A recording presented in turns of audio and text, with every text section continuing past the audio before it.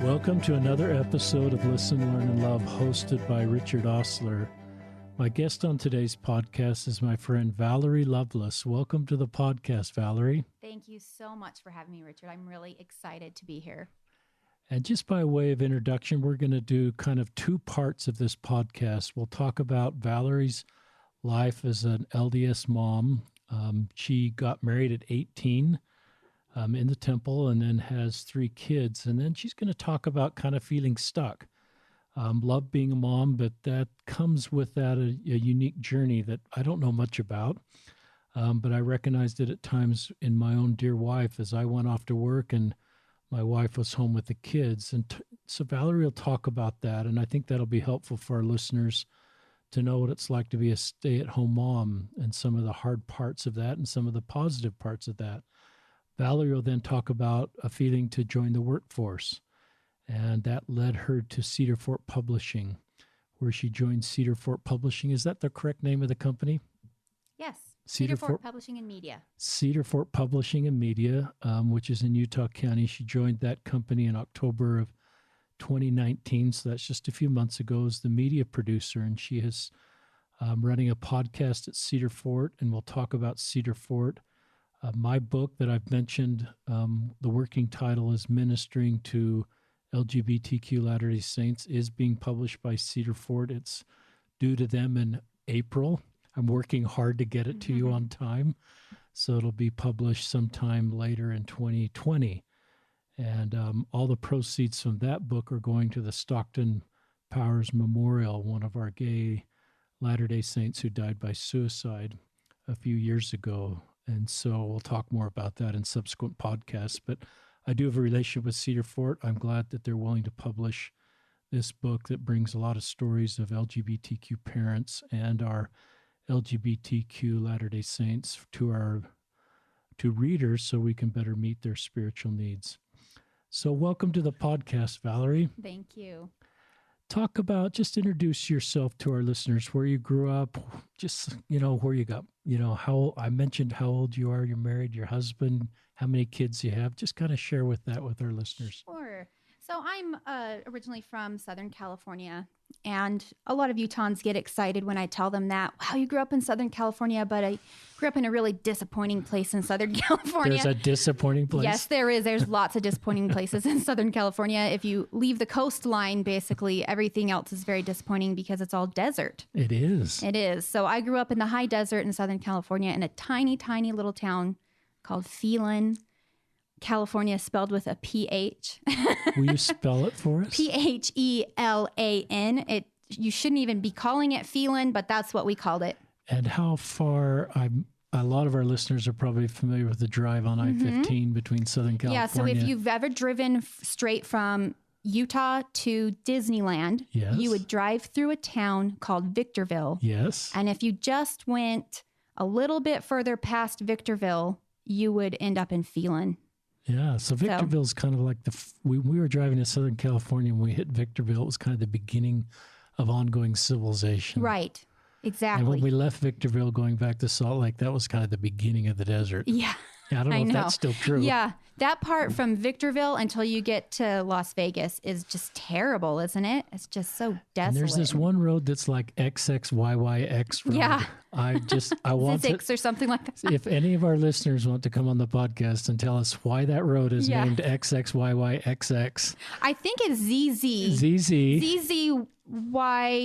ZZX or something like that. And I think we called it Zizix. I don't know. Zizix. Okay, there you go, listeners. If any, I have no idea maybe where some it of goes, you are driving on that road right now and you can just tell us about what that means. Yeah, follow it. I need somebody to go on that road and tell us where it goes, because I have no idea. Is that a town, or I don't know.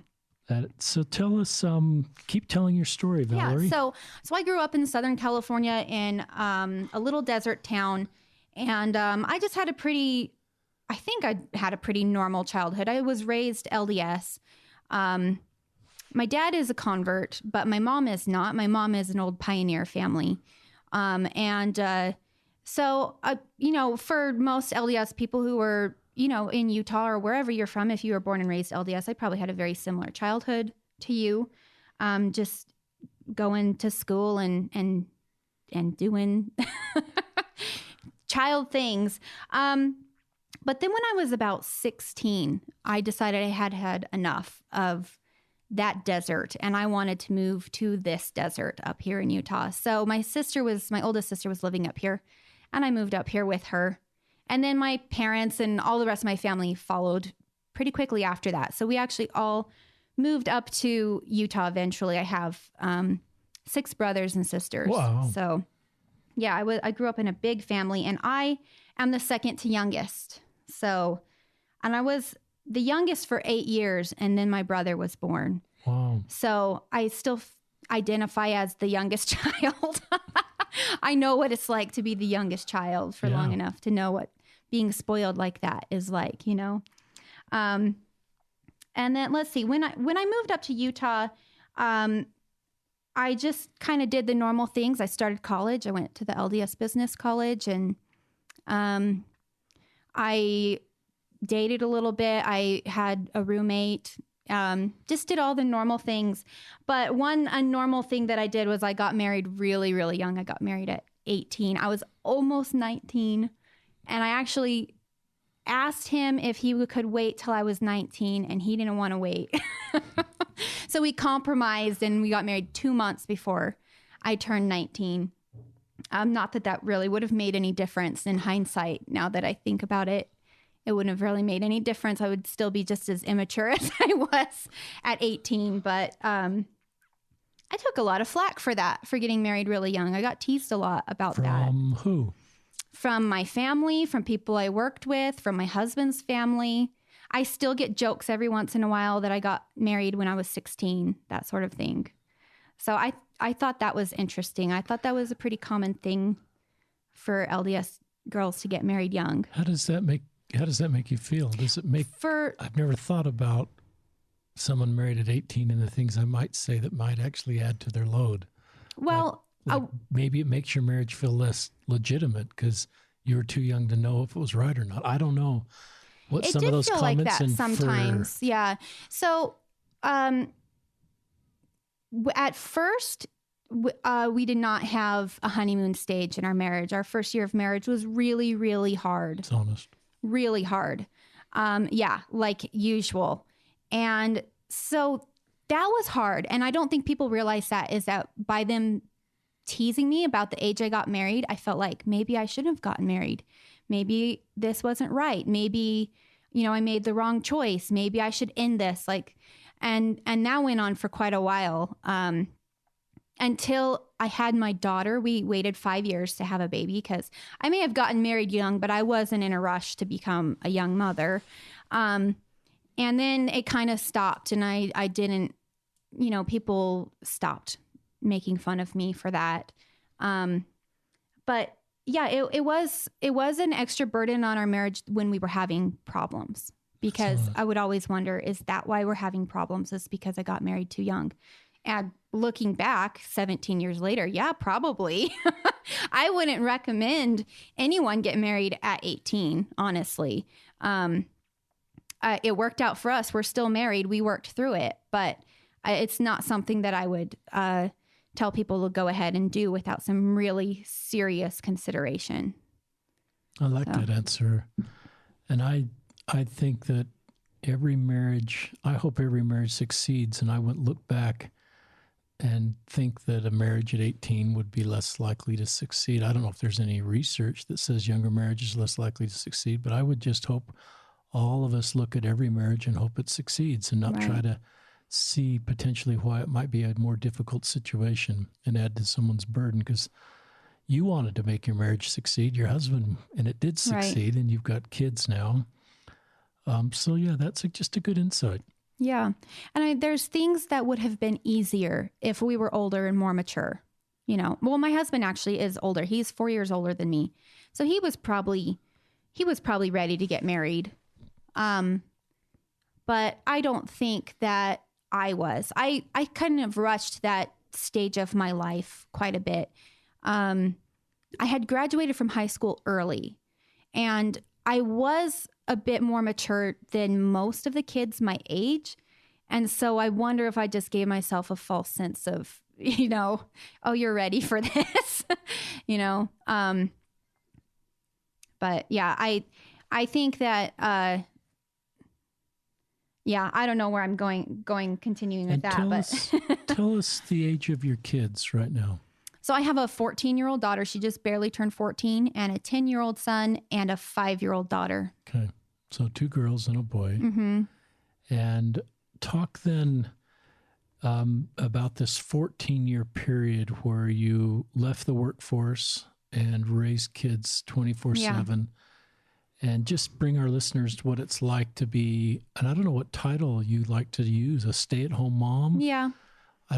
That title almost, I've never thought about that title, but it almost seems like, I hope no one says I'm a stay-at-home mom and sort of feels like I could be judged for saying that. Oh, or feel absolutely. like I'm a second-class woman in that's society. Definitely I've never a feeling. thought about that, but yeah, share with that then. That's with our definitely listeners. a feeling that I know lots of stay-at-home moms have. And stay-at-home mom does not encompass what that person does enough.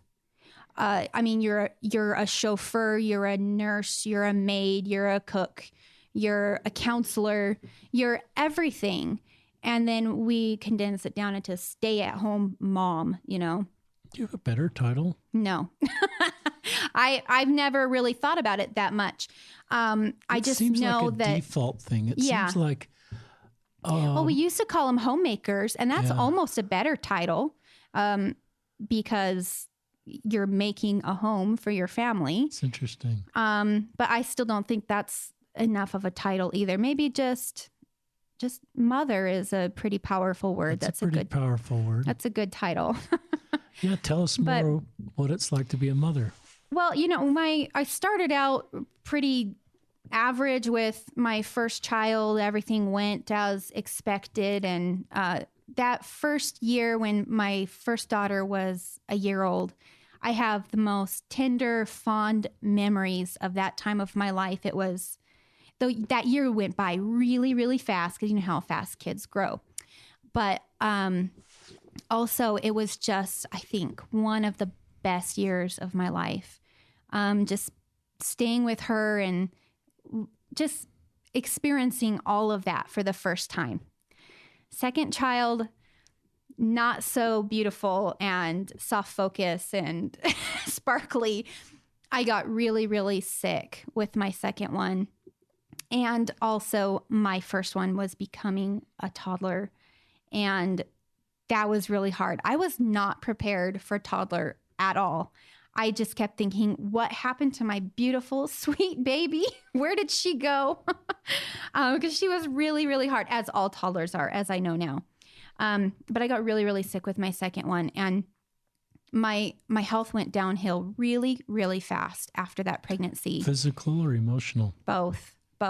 So before I had him, I had my tonsils taken out at a really old age. And then when I got pregnant with him, within the first few months with all the blood tests and stuff they do, they discovered that I had hypothyroid. And lots of people have hypothyroid, but when you're pregnant, it's really hard to manage because your body needs a ton of that hormone to keep you going. It runs practically every cell in your body. No, I mean every cell, not practically. And so I wasn't on the right dosage. And so I felt really, really ill, racing heart and anxiety and all these problems and chronic fatigue, just so tired. I couldn't do anything. I could barely take care of my other child. And that was really, really hard. Felt really isolated. That was the beginning of my mental health issues because that was the first time in my life where I couldn't just do whatever I wanted to do. I had limited energy, and what energy I had to go to my family, Before I got pregnant with him, I was doing a jewelry making business with my best friend. We were making and selling jewelry and doing parties and stuff, and we were having fun. But then I got really sick, and she actually got sick at the same time with something else. And so that all fell apart. But that was a really difficult period in my life. And that was the beginning of all the downhill and difficult stuff that I had been going through for the last 10 years. So then for a long time, we thought he would be our last child, that we'd only have two because it was so difficult to get him there. And I had postpartum depression after I had him. I had... What is postpartum depression? So postpartum depression is just, I mean, your hormones are messed up really bad after you have a baby. And I didn't have it with my first. So it kind of was surprising with my second. I didn't really know what was going on. I had heard about it, but sometimes you don't realize what's going on with, especially if you are mentally ill, you don't know what's going on with you, right? You're just living life and just like doing your best, right? So it was actually my husband who mentioned that I was like really depressed. And I was like, wow, yeah, I am really depressed. I don't feel good. I haven't felt good for a long time. I still don't have energy. And I've got this baby that I'm trying to feed and take care of, and a toddler. And he was a really hard baby. He didn't want to sleep. He didn't want to eat. So all of that stress just compounded all the issues that I was having. And my thyroid issue didn't go away either. So I was still dealing with that. There's a lot of side effects to that as well. So we thought he would be our last, but then we had an oops baby, and that baby didn't make it. We had a miscarriage. Wow. And that kind of woke us up that we were missing a child in our lives. Like we needed to have one more. But that miscarriage, you can have postpartum from a miscarriage as well. And I did. So on top of having the pain of losing a baby, I was having like a postpartum depression type of issue. And our marriage was rocky, so rocky then. It's honest. But then we worked that out, and we decided, you know what, let's have another one. And so we did. So my last two are almost 5 years apart because we didn't think we would have any more kids. I thought I was at my limit, and I probably was. But, you know, the Lord has other plans for us that we have for ourselves. He likes to stretch our limits to what, see how far we can go, how much we can learn, right, from our trials. Just back to your miscarriage. Mm-hmm. We have never had a miscarriage we have 6 children. We never had a miscarriage. And so it's a road that I don't know. Obviously, as a man, I wouldn't know what that's like, but not even as a partner to my wife. But I love that you said the word loss of losing a baby. So you used the word baby with miscarriage. And I like that. I think I would approach someone who's lost a miscarriage as a loss much different than losing a full-term child right. at birth. And so maybe my empathy and my willingness to recognize the pain would be proportional to that sort of assumption I'd make. Right. And when you use the word baby right there, Valerie, I thought, wow, that's a human being that you lost. Right. And that's very astute of you to pick out, because that is something that when I was going through that, we just asked people not to talk to us about it at all. We said, this is what happened. We want you to know this is why we're struggling right now, but please just don't ask us any questions, because I knew that people wouldn't see it the way we saw it. Because tell us the way you saw it. Because I had been there wondering about people. Why are they so upset over their miscarriage? It's not like they lost a real baby. And then when it happened to me, I did realize that you do lose a real baby because there's that potential for a child there. As soon as you find out you're pregnant, you start thinking about baby names and planning, your life with that person. And a due date. Mm-hmm. And so you're planning a due date. Right. And it doesn't really matter how early on in your pregnancy you lose that baby. If you know you're pregnant, you've already taken a spirit into your life, right? And into your future. You see a future with that person. And so I don't think people who haven't had a miscarriage think of it that way at all. They just think. because it's not happening to them. They don't see it as a person. They don't maybe not even see it as a baby, unless I've heard people make comments about, well, it would be one thing if you were like in your last trimester or something like that. And that's just not how it is when you're carrying a life inside of you. When I had my first two children, my first daughter, I knew she was a girl from the moment I found out I was pregnant. I knew she was a girl. And when they told me on the ultrasound, I said, I knew she was a girl. And I knew my son was a boy. And I know that the baby I lost was a girl. And I know that my last daughter was a girl before I ever found out. You just, I don't know if it's like this for everyone. I don't think it is. But for me, that's how it was. I knew them before. I was waiting for them. Do you think you have 4 spirit children or 3 children? I mean, do you think that? That's a good question. Do you want to share that on the podcast? That because you mentioned they're the same gender, the miscarriage being female, and right, and your last daughter being female. Do you have an answer for that, or I don't have an answer to that. I don't know when life starts. I don't know. I feel like I haven't had a definitive answer that I have a child in heaven that belongs to our family. I feel like, though, that I do. I feel like I have a daughter that I lost. I've read books about people who have had near-death experiences and have met siblings or aunts, uncles, family members who died before they were born in heaven. So I have hope, that but I don't know for sure. It's interesting. Every one of these episodes opens my mind to something I've never thought about very much. I've never been in the miscarriage space. Yeah. I'm aware it exists.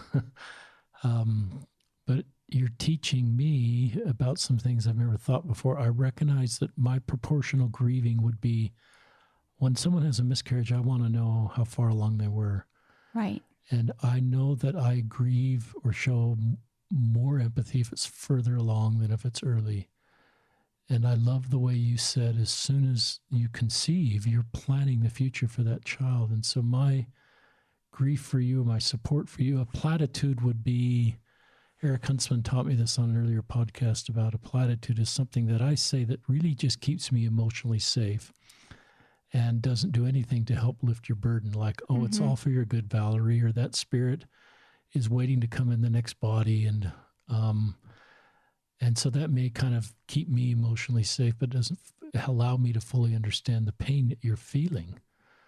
And when you talked about, even when you answered that question, I don't know, I think I would have thought, well, that third child, that third spirit just became your fourth child, and that miscarriage is just sort of now over. But I love the way you opened the door, and I'm not communicating this very well. I love that you opened the door that no, that spirit may be very different than right. the next birth. We don't recycle spirits, right? We don't recycle spirits. I mean, once you come to earth, that's it. And so, and then if I recognize that that's a spirit, that was their mortal experience, was this period of time in your womb, for how many weeks that spirit was in your womb, then I recognize that could very well be a spirit. That's I don't know where our doctrine exactly, right. I don't think there's a definitive answer, but yeah, then it's easier for me to better mourn with you if I recognize that that's a spirit that you'll never get a chance to raise, and it's not just the next conceived pregnancy. And of course it's easier than someone who held their child or raised their child. Of course it's easier because I didn't develop memories with this person, right? But that doesn't mean it's easy. It doesn't mean that you can just forget about it. What's the best thing if it sounds like you were kind of careful not to talk about it, but if I'm your father or your brother or a neighbor down the street or your priesthood leader, and I'm aware you have a miscarriage, what would be helpful things that I could say? I think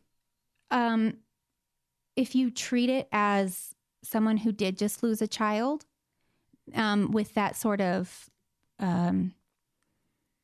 being careful like that, I think you would be on the right track. I've talked to other women who have lost babies, and I think they would agree that, and that's the thing is it's like a hidden thing that only, and I think like you were saying, you want to know how far along with somebody, then your empathy goes up for them. But don't forget that, a lot of women feel as soon as they're pregnant, you're pregnant. Just because you're not showing doesn't mean that there's not a life growing inside of you. So, treat it as if she did lose her baby at 24 weeks, at 30 weeks, at 40 weeks. So if you lost your baby at full term, in the birth process, we have funerals, and we bury that child and have a and there's a societal marker of that. People come together to mourn. I reckon, I don't know everything that may or may not occur in a miscarriage, but I think generally there's not that type of closure. No, is that there's correct? not. That's right. There's not. Yeah, and that is a difficult part about it. Is there is no closure for a lot of women until, and a lot of people think and say, oh, you can just have another one. And that's true. But for some reason, for me, it just wasn't that easy. And I did have another one, but I still think about that baby. Does that baby have a name? No, I was very early. And so a lot of people were really shocked with how hard I took it. And then they might say something that would just add to your burden because they recognize you're grieving. Right. What would they say that would just add to your burden?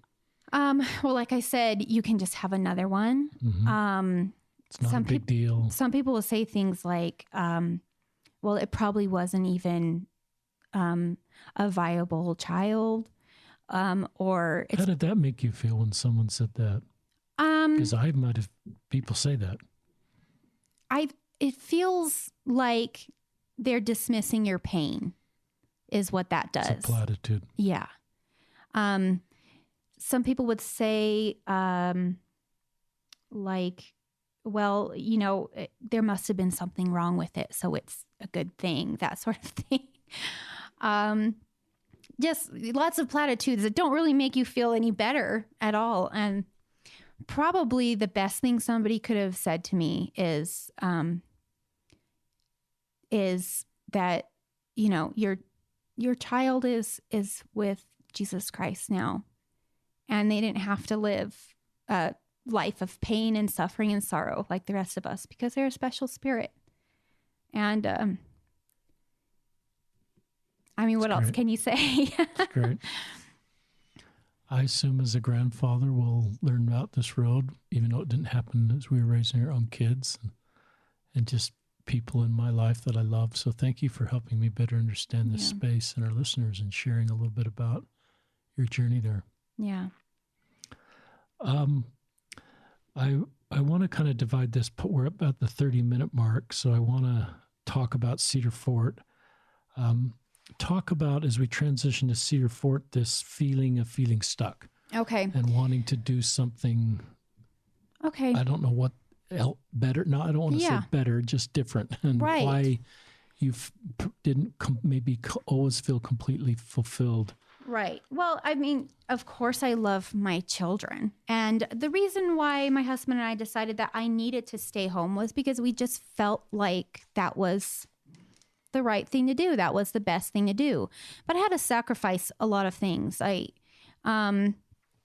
quit going to school so that my husband could finish school so that we would have an income to live off of, a decent income. And I tried lots of things. Like I said, I did like a jewelry business. I tried to sell hot cocoa. I ran my husband's trucking company. I've got a list here because I always forget. I tried so many things. I tried to be a personal trainer. I started writing books. I did get one published finally, which is how I ended up with Cedar Fort. I even ran a mini farm trying to keep myself busy. That's awesome. I have a lot of interest And I really love learning and I like trying new things. And so I just kept trying new things to keep myself, my brain occupied, because raising children isn't exactly, occupying that part of your brain. There's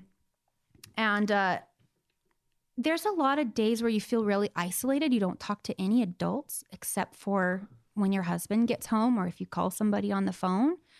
And I don't think, I think that's, I don't know if it was just my personality and my choice that I ended up like that. I feel like a lot of other women I've heard talk about that situation, they feel the same way. They feel really isolated. And social media and stuff doesn't help because now you're not leaving the house to go talk to your friends. And people are ordering groceries online, so you're not running into people and talking to them in the store and, that sort of thing. You may only talk to adults on Sunday as if you're not in primary or nursery. Nursery, exactly, or young women's even. So yeah, there's just like a lot of isolation. It can get, and then you have all the pressures and issues with just raising kids, on top of that just make you feel really isolated. And then I had health problems on top of that. And I have invisible diseases. So I don't look sick. I don't act sick. Interesting. But I have problems. I had my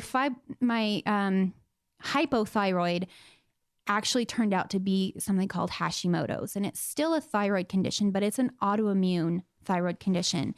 And what that means is that my body attacks my thyroid, and it also makes antibodies so that for some reason my body will not be able to use the thyroid hormone that it does make or that I take.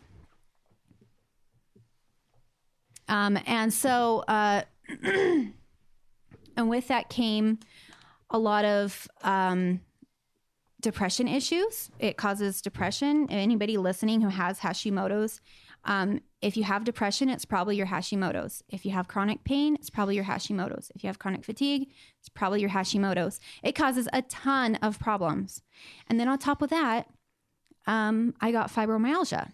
And fibromyalgia is a chronic pain condition. And you just have pain. And it's just like, you can't touch things. If I bumped into a wall or if I sat on a hard chair 2 years ago, I wouldn't be able to sit on this chair, Richard. It's a hard chair. Yeah. I mean, I'm fine today. Thank goodness I'm in remission of that. But I had that on top of trying to raise little kids, and then being isolated and not having anybody understand. My husband always gone. And then all the depression and issues that came with that. But, what I did was I have always felt really strongly that our bodies have ways of healing themselves. And I'm not saying that if you are on depression or anxiety medications, you should get off of them or anything. You need to work with a doctor for this. But for me, I worked really hard on cleaning up my diet and finding supplements and things that I could do that would help. I never once went on medication for any of those problems. I just tried everything natural that I could. And I'm not a natural like guru or anything. Like I don't only eat salad and stuff, but I just really felt like I had seen people get on those medications and not be helped at all and end up having to try medication after medication after medication with side effects. And with the supplements I took, I was able to mitigate those side effects better. And while we're on that topic, just because for your listeners, if they are in Salt Lake and they are having these problems and they need to get help, and you don't want to go the traditional medicine route, because I know it works for some people, but if it worked for everybody, there wouldn't be alternatives, right? So if you are in Salt Lake, you can go to Dr. Kate Miyagi in Salt Lake City. She was a wonderful doctor that I saw for many years and helped me with a lot of those problems.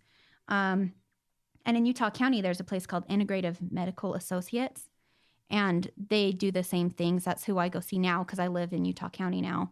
And they helped me with a lot of other problems that I had. And there's a book that I think everybody should check out. This one's not by Cedar Fort, sorry. But it's called Mood Cure by Julia Ross.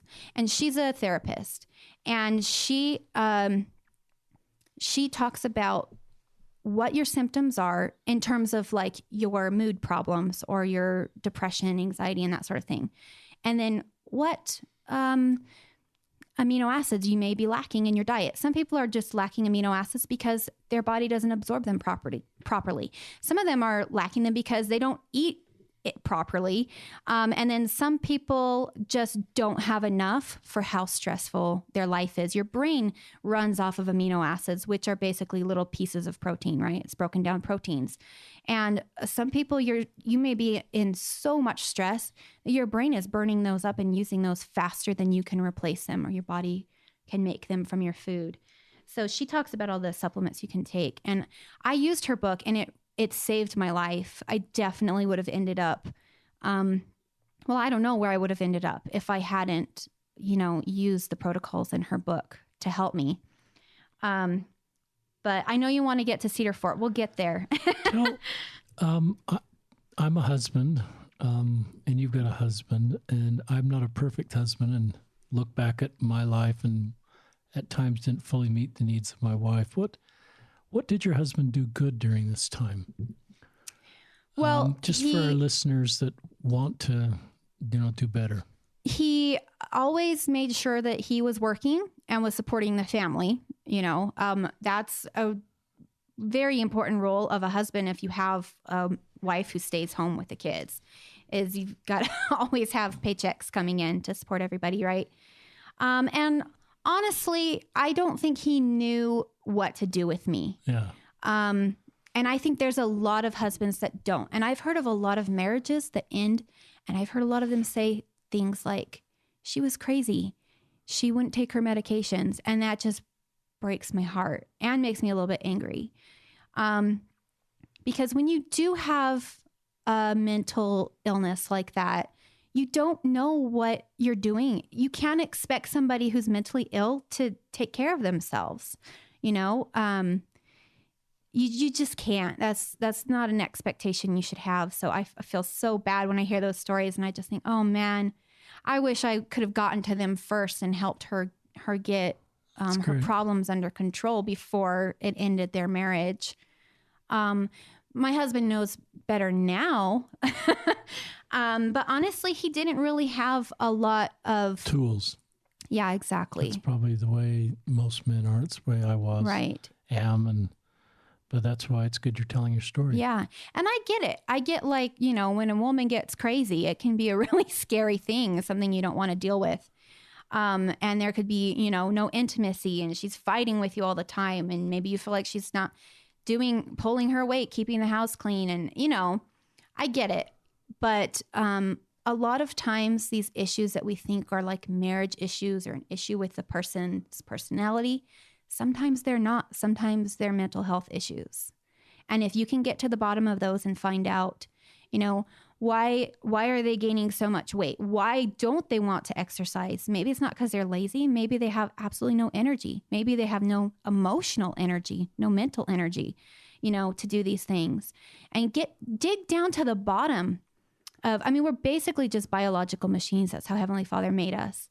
And machines can be fixed. And we happen to be amazing little miracle machines that can fix ourselves if given the right tools and materials to do so. That's great. Talk about, I love the way you're trying lots of different things. Mm-hmm. And I love the variety of everything that you've tried and have done. And now tell us how you found Cedar Fort and what you do at Cedar Fort. So one of the things that I tried was writing, and I had never had any ambition to write at all. I thought I couldn't write, actually. I had some fun in a creative writing class in college once, a million years ago. But I just didn't think I could write, but I always had like a running dialogue in my head, like telling myself a story. And I realize now that's not normal.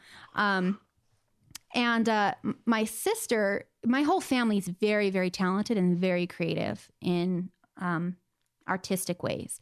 And my sister, who is also very talented, but in different ways than the rest of us, wrote a story. And I thought, well, gosh, if she can do it, I am at least as creative as her, if not more, then I can do it.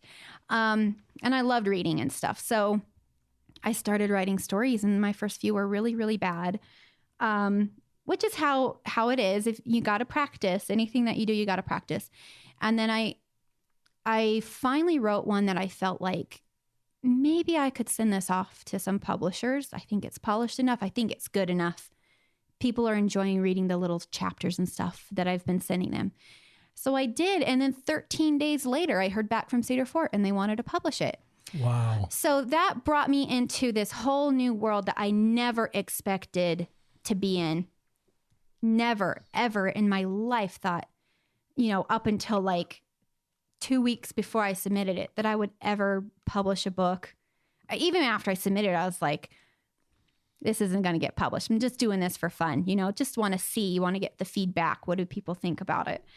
And so that was an interesting journey, learning about publishing and being a writer and feeling like a fraud because most writers have been writing their whole lives. They have these ambitions to be a writer since they're little kids, and I just didn't. And so, but I'm so glad it happened because I do love writing a lot, because writing is just so, if you are a really creative person, writing is so fulfilling because you can create anything in writing. Obviously, the sky's the limit. Whatever you can come up with, you can put in a story, right?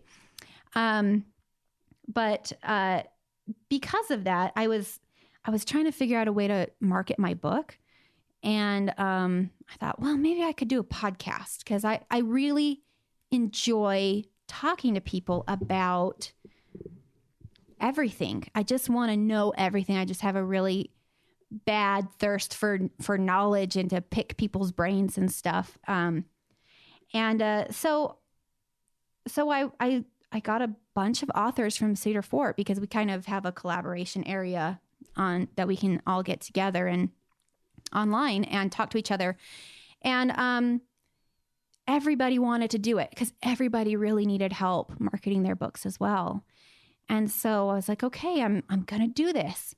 And that's how I do pretty much everything that I do. I'm just like, I decide I'm interested in something and then I just do it. I don't, I just figure it out as I go. How hard can it be, right?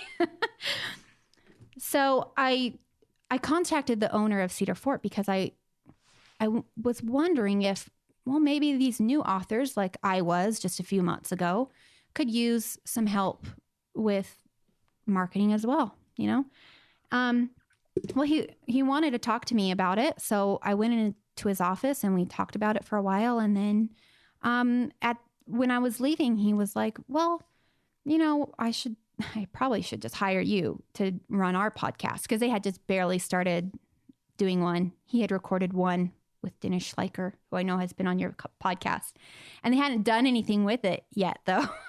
He's busy. Yeah. He's running a company. Right, exactly. So long story short, a few meetings later, he hired me on full time as the podcast. But what's funny about that is he had never heard me do a podcast. He didn't even know like what book I had published. He didn't really know that much about me. I guess he just liked talking to me and figured, okay, well, she can talk. So that's great. And one aspect of that is that a lot of fiction writers are very introverted people, and so he wanted somebody that was not so introverted that could work with the fiction writers and kind of bridge that gap between them and then the nonfiction writers. Like yourself, a lot of nonfiction writers have a lot more to say in the real world, because that's what your books are based off of, is your real life and stuff. So you have lots and lots to talk about. So that's how I ended up at Cedar Fort. And our podcast is just basically about. Tell us the name of your podcast, and also just mention the name of your book. It's the name of my book is Enduring Promises of the Heart. And the podcast is called Cedar Fort Publishing and Media Behind the Scenes. Cool. And kind of the whole premise of that podcast is because we are a publishing company, we're kind of just delving in deeper into authors' lives and what they know, and just beyond what's in the books, really. We do talk about books a lot, about their books and what's in them. But I like to dig a little bit deeper than that and try to figure out how these topics in their books relate to everyone, you know? One thing I've just recently started doing, which I just love, is having like a roundtable discussion podcast with several authors that have similar books and similar themes. And I just did one on near-death experiences, and that was so amazing. Wow. I've been obsessed with near-death experiences for a long time. And then so to talk to these authors who, two of them had near-death experiences, and one of them is Lee Nelson, and he writes the compilation books. He's written like 3 of them, I think, of near-death experiences that people send him. And not only was it just incredibly interesting to hear these stories and what it was like from the person who died and then came back to life, you know? But so not only was it incredibly interesting to hear that, but we also could feel the spirit so strongly in that room when we were talking about it, just testifying to us that these were important stories that people need to hear because they can strengthen people's testimonies and enrich their lives. And that's kind of the whole thing about Cedar Fort, period. Cedar Fort is a LDS publisher, but they're not affiliated with the church. And so, the main goal at Cedar Fort is just to change people's lives with books. And I love that. It's a great thing. I love that. And a lot of the authors that I talk to are very humble, and they don't write their books to become famous. They just want to share their story. A lot of them feel like if I could just help one person, then it was worth it. All the trouble of, writing this book and getting it published and everything is worth it. And I love that. I love that so much. I love that near-death experience and the round table, everybody discussing that. And I love just what you're trying to accomplish at Cedar Fort. That's really cool. Yeah. Which brings us to you. Uh-oh. And your book coming out soon. I think that's amazing what your book is about. And if we have time, I'd like to share an experience I had with the podcast. Yes. And that relates to the topic of your book, not your book necessarily, but yeah. Is that with Becky McIntosh? Yes. And it was my second ever recording, first day on the job. And Becky's just the sweetest, and she talks very fast. She knows what she wants to say, right? And we had a lot of, I'm working for a company, right? So I have to be careful what I'm putting on the podcast. And so we had a lot of off the air, or what's the term, off the record conversations about it as well. Because I had a lot of questions for her. I know a couple LGBTQ people, but it's just not really a part of my life. I just don't know a lot of them. And those that I do know, we don't really talk about it. And I just know what I grew up with, and even in really liberal Southern California in the 90s growing up, we didn't look kindly upon that sort of thing. We tried not to talk about it. And that was just kind of something I had carried on throughout my life. Is I didn't want to talk about it with my kids. I didn't want to bring it up. If they brought it up, I would try to explain it to them the best I could. I had it all planned out to say, well, we should love everybody and treat them kindly, but we don't believe in that, et cetera, et cetera. But after talking to Becky, I went home And I talked to her for about 2 hours. Wow. Her podcast was about an hour and 15 minutes. And the rest of that other 45 minutes was just us talking. And she answered a lot of questions for me just very candidly. And so when I went home, I was drained. I was like emotionally drained from that podcast. And I just started crying. And my husband's like, "What's wrong with you?" And I was like, "I don't know if I can do this job if it's going to be like this every time if I come home crying," which actually many of them have really touched me. And I have, gone home crying. But I wasn't really sure what was going on with me though. Like, why was I crying? It wasn't because of her story or anything. I wasn't like feeling pity or sadness for her or anything. And it just got worse and worse and worse. So I was having such bad anxiety and still crying so much. I left the house because I didn't want my kids to see me and be like, "What's wrong with mom?" And I ended up at the park under a tree, the only place I could find where I could like be alone to sob. And I just started praying, what's happening to me, Heavenly Father? And he spoke to my heart that I've changed you. I've changed your heart. And it's just too fast for you to process right now. And it's just going to take time. And I wasn't even sure what that meant. What did you do to my heart? What changed? I don't know. And I've learned really over the next few weeks and months and stuff that I just wasn't seeing those people, the way that Heavenly Father saw them.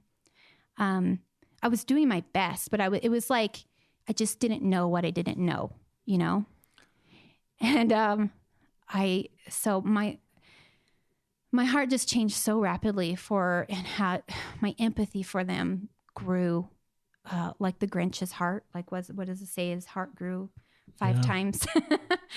And that's basically what happened to me. It was the most amazing experience. And now I've realized, and because we talked to a lot of people at Cedar Fort that have, that are LGBTQ. We have lots of books coming out or have just come out. And I've realized that there was a fear that I used to have about it that is gone now. And it's been replaced with just love and empathy. And I thought that was pretty cool. That was an unplanned segment. I didn't know that story before we went live. We haven't visited too long, and that's a pretty tender story for me because it's my experience. I feel like this is what happened to me as a YSA bishop when I had priesthood responsibility for a gay Latter-day Saint, and I was sort of faced to be open to what I can do to minister. And it's a parallel story to my story and many others. And a lot of you listeners, it's this very podcast, not my efforts, but the LGBT people come on and share their stories that they change my heart as I listen to them. But there's a few things. I love what you said about the personal revelation you got. I'm changing your heart. But the dissonance perhaps generated just some emotional manifestations in tears. Yeah. In not a negative way, but just, and I love the way that I love how you handled that. Is I know I just need to kind of be on my own and I need to say a prayer.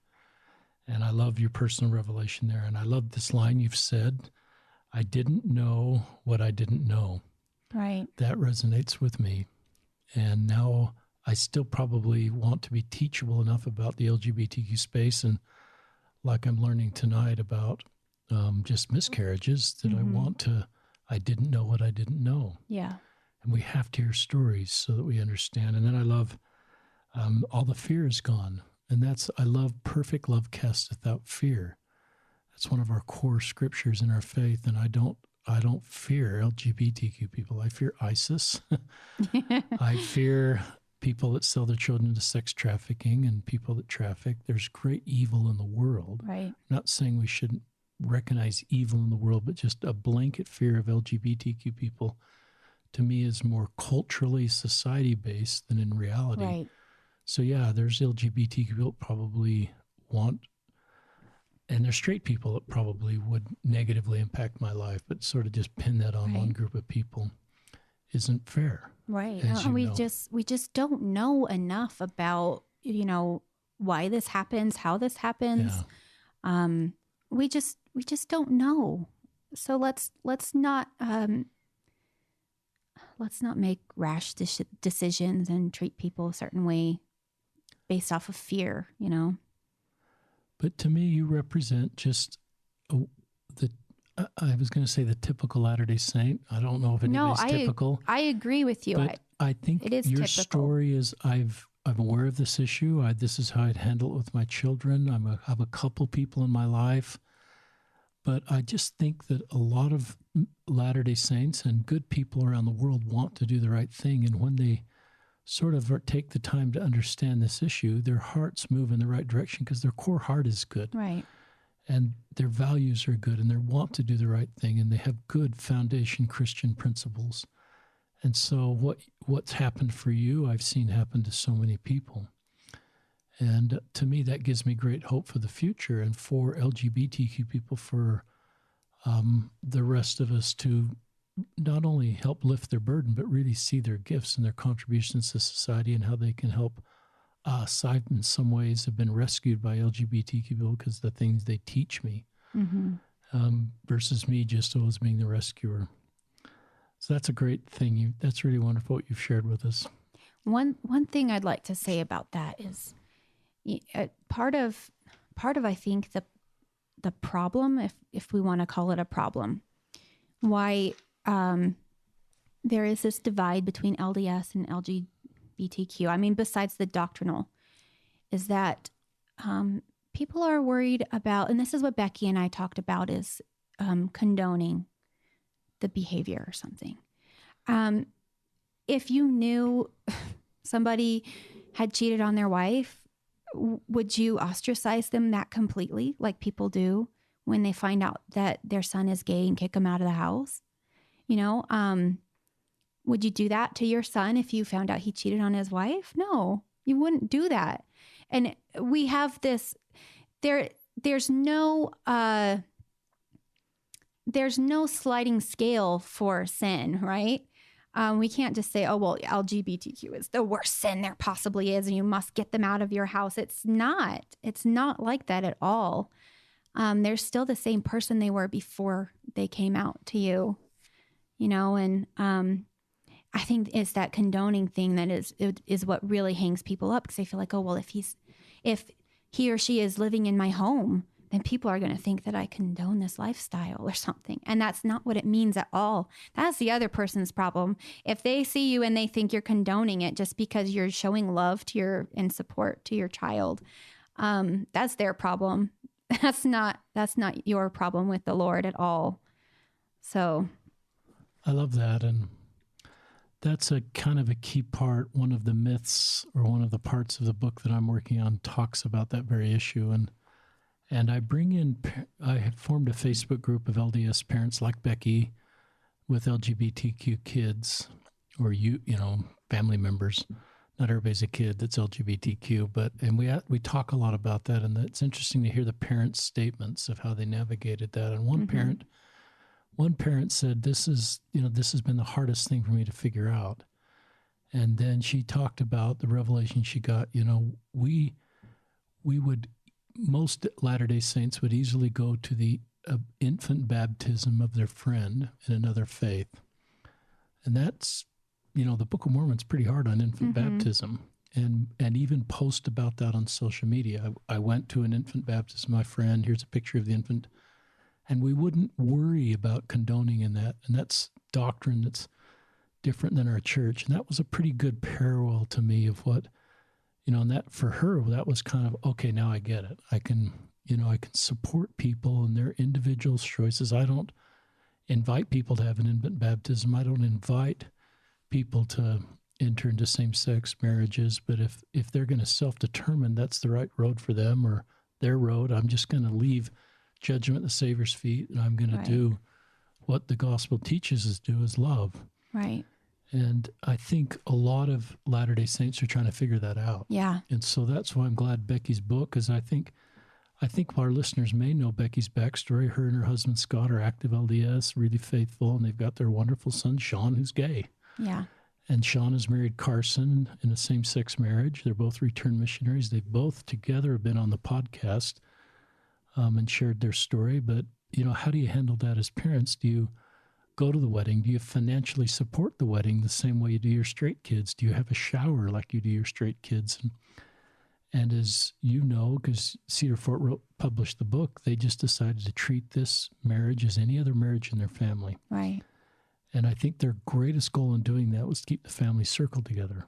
Right. And to me, they didn't sell out any doctrine to do that. Some would say, well, they gave up the doctrine. I would say, no, they didn't sell out our doctrine. Our doctrine is to keep the family circled together. Right.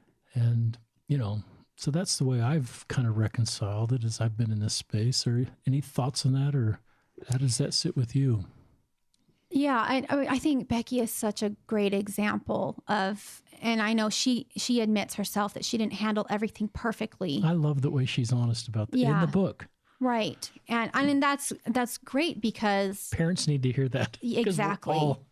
Exactly. And some of the stuff she says I had never thought about, about like how she would say things like, well, we need to get your hormones checked and that sort of thing. And but one thing that Becky taught me that I realized I did believe it, but I had never really understood that I believed it. Like I didn't know I believed it, is that you can't catch being gay. And I was just like, of course you can't catch being gay, but that's how we're acting, isn't it? That's how people are treating it, as if because your younger child sees their gay older sibling get married, that they're going to marry someone of the same sex. That's not how it works at all. That's not how it works. And that really opened my eyes. And part of that whole, growth of my heart and my empathy from her is just realizing the truth and the facts about this. And I think in our culture, we have a really hard time weeding out what are facts and what are just sensational things that the media likes to say, I think it's great what you do, listening to people's stories. And I hope there's lots of people who are LDS who don't have gay family members and that sort of thing that are listening so that they can learn. We really can't get to the bottom of any of this. And we can't. Christ doesn't ask us to follow him blindly. He wants us to learn. That's why he teaches.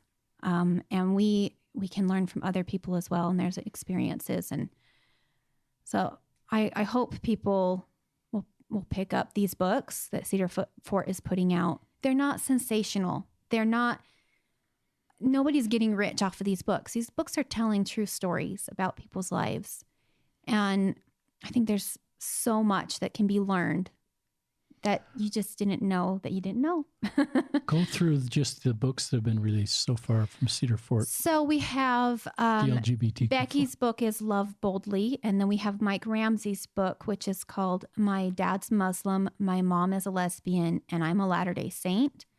So that one's a different take on the whole thing because he's not LGBTQ, but his mother was. And then we have Dennis Schleicher's Is He Nuts? That just came out. And I'm sure, as everybody here knows, Dennis is gay, and he got baptized after he had come out. So he is living out of the closet as an LDS.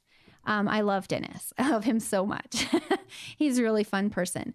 And then yours is the next one to come out. And I'm excited to see what else we come out with. But we've had 3 really quickly come out, and then yours. So, and it's great. I really am grateful, and all 3 of those books have made it into Desert Book, and I'm grateful. And it's Siegel and Amazon, I believe. And I'm grateful for Cedar Fort willing to talk. It's back to your mission statement as a company and what you're trying to do. And I'm just grateful that we're able to talk about these. One of the chapters in my book it's the chapter that's right now 26,000 words. Wow. For one chapter. And my editor and I are working really hard on it, but It's chapter 2 where we talk about myths. It's just one of the myths you brought up. And there's 15 on here. And a lot of the myths, I just talk about the myth and I talk about any church or leader statements that dispel the myth. And most of these there are. And then I bring in stories of parents and stories of our Latter-day Saint LGBTQ members addressing that myth, because I don't want the book to be me just kind of telling my story, because my story changed by listening to Becky or listening to Dennis. And so that's one of the things we're trying to do. And maybe that's a compilation book. I've never thought of that. Yeah. Like so we're bringing in lots of stories so people can address these myths, like, talking about LGBTQ in school or home will make more LGBTQ people.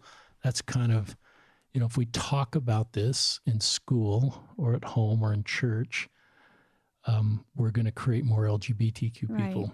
And there's fear there. I don't think any parent, wants an LGBTQ child. I think parents, after a while having one, are really grateful they have one and wouldn't change things. But I think there's a lot of fear for parents, because they just recognize an LGBTQ kids has a harder road. Right. And so they want to do everything to kind of insulate from that outcome happening. Right. But it may create fear. And if you've got a closeted LGBTQ person, it may create a lot of mental stress and anxiety. Right. And you may be inadvertently adding to the burden of your own child. So it's fun for me just to hear your personal journey a little bit, just as a faithful Latter-day Saint and a real thoughtful person, as you're just learning about this space too. Yeah. Yeah. I mean, you think you know something, you think you are on the right path with something, and then Heavenly Father needs to teach you something. So he'll put something in your way. For me, it was meeting Becky. For Becky, it was her son. I think that we have a lot to learn about love with this issue. I think that's maybe one of the main reasons why this is happening, is that it teaches people a lot about true love, Christ-like love, and how to just accept people the way they are. I can't stand the ostracizing thing that's, happens to people, because you cannot call yourself a Christian if you're not ministering to the sick and the sinners, and you can't call yourself a Christian if you do that. And that's what's happening. And then all these suicides that are picking up in Utah, that's just awful. It doesn't need to happen. It doesn't need to happen. Yeah. Would you really rather have your child out on the streets with who knows what people than in your home just because they're gay? I never sat right with me, even before I had my experience with Becky. Had always thought if I did have a gay child, I would not be kicking him out on the street. That's just crazy. Yeah. I probably would have been like Becky, though, and been like, can we take you to a doctor?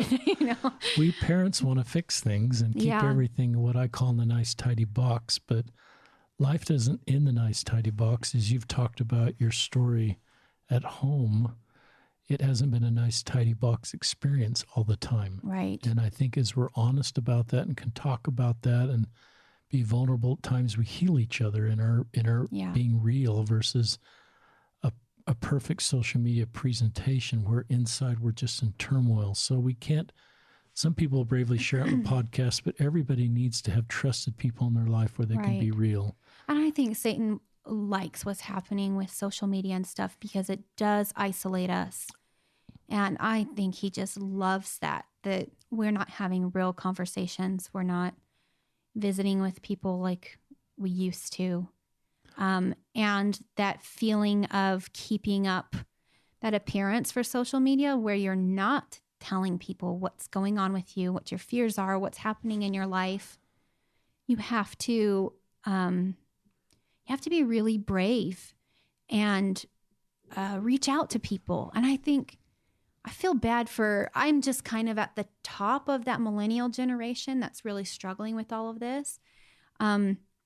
So I really don't feel a part of it, but technically I am, where they're just isolating themselves and we see increase of suicide and all these depression issues and stuff. And it's like, oh, Satan's just having a field day with it. He's just really having fun.